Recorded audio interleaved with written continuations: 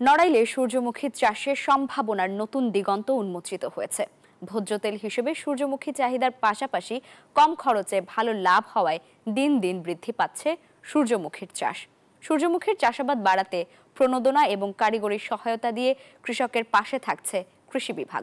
খায়রুল আরেফিন রানার তথ্য, ছবিতে desk report.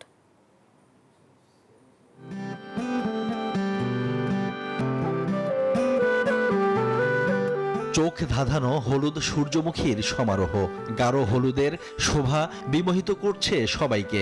পাপড়ি মেলেছে রাশি রাশি সূর্যমুখী, সোনালী রোদের ঝিলিক প্রতি ফুলে ফুলে। নান্দনিক মনকাড়া এই দৃশ্য নড়াইলের বিভিন্ন উপজেলার।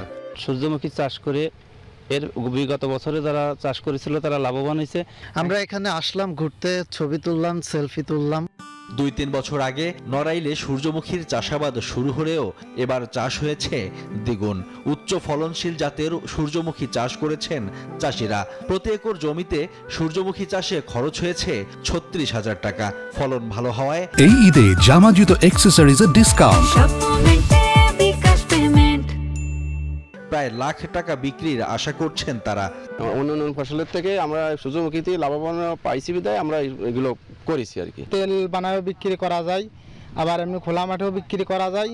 এই জন্য আমরা এগুলো আমি এবার করেছি, সামনের বছর ইনশাল্লাহ আরও বেশি করব। খরচের তুলনায় 3 গুণ লাভ হওয়ায় সূর্যমুখীর চাষে আগ্রহ বাড়ছে কৃষকের। আগে 2-1 কত গত বছর তাই দেখা থেকে পাশাপাশি এখন সূর্যমুখী চাষে ব্যাপক লাভবান হওয়ার থেকে কৃষি ডিপার্টমেন্টের পরামর্শ করতেছি, ভালো লাভ হবে, ভালো লাভের আশা করতেছি। সূর্যমুখীর চাষাবাদ বৃদ্ধিতে কৃষককে পরামর্শ ও প্রণোদনা দিয়ে সহায়তা করছে কৃষি বিভাগও। তেল জাতীয় ফসল উৎপাদন বৃদ্ধি প্রকল্প, এই প্রকল্পগুলো এবং কৃষি প্রণোদনার মাধ্যমে আমরা কৃষকদেরকে বীজ, সার সহ অন্যান্য সহায়তা প্রদান করে যাচ্ছি। সূর্যমুখী থেকে তেল উৎপাদন ছাড়াও গরু মহিষের খাবার হিসেবে খৈল তৈরি হয়ে থাকে। এছাড়া গাছ ও পুষ্পস্তবক জ্বালানি হিসেবেও ব্যবহৃত হয়। Desk report, news 24।